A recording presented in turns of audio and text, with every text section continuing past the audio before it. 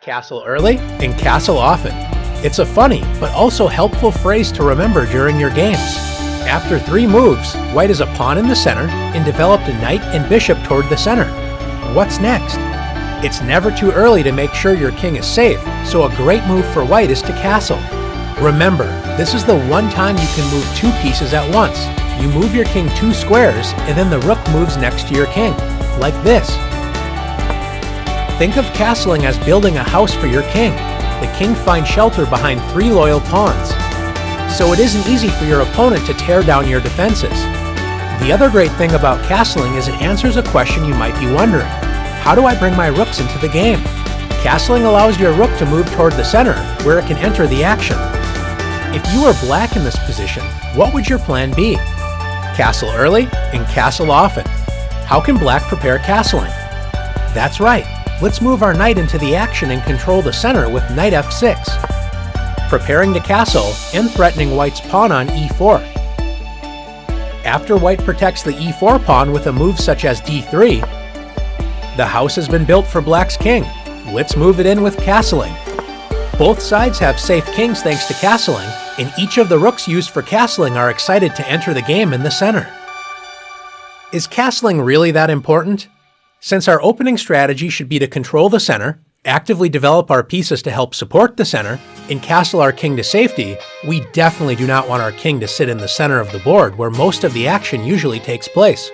In this position, white is castled, but black's king is sitting on a central file which is wide open. With white to move, we can see our rook enter the action with rook e1 check. Rooks love open files, especially files leading to the enemy king. Notice black's king cannot escape the center, as white's bishop controls its escape square. Black could block the check with the bishop, but white would simply capture that bishop, and once again black's king would be in check. Black's only other move is queen e7, blocking the check, but now black's queen is in danger. Since white has 2 attackers, the bishop and rook, and black only has 1 defender of the queen, the king, white can play rook takes e7 check, winning black's queen and checking black's king. Notice black's king cannot capture the rook, as then black's king would be in check. Black would love to castle the king to safety, but since you can't castle out of check, black has to settle for a move such as king d8. Notice black's rooks are not connected, so they cannot work together, and black is down an entire queen. Now that we learned how much rooks love castling as they can enter the action in the center, would you believe white has an even stronger way to take advantage of black's exposed king? Instead of winning the queen with the awesome rook check, we can actually checkmate black's king in the center of the board. How is this possible? Our path to victory begins with delivering a check with our most powerful piece, queen to e2 check. Once again, black's king cannot move as white's bishop prevents its escape, so after queen e7, using our queen as an attacker with the bishop as a helper, we can play queen takes e7, checkmate, capturing black's queen, attacking the king, and covering all of the escape squares.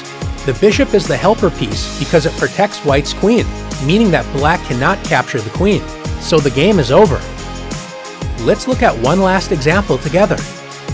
Sometimes we do our best to castle early, and it just doesn't work out as planned. Don't worry, it happens to all of us. The most important thing is not to dwell on the past, but focus on what you can do now and build a better future. White is down a pawn, and black is threatening to capture our rook on h1. To make matters worse, our king is still in the center, and black's rook that was used for castling is lined up with our king. Not a good sign. What is white to do? How can we move our king to safety and protect our rook on h1 at the same time? That's right, we can castle queenside. Our king has escaped the dangers of the center, and now the rooks are connected, protecting each other on the first rank. White's position isn't perfect, but it's a lot better now that we've castled. You've done a great job exploring the importance of protecting our king by castling. Now let's castle early and often in the challenges.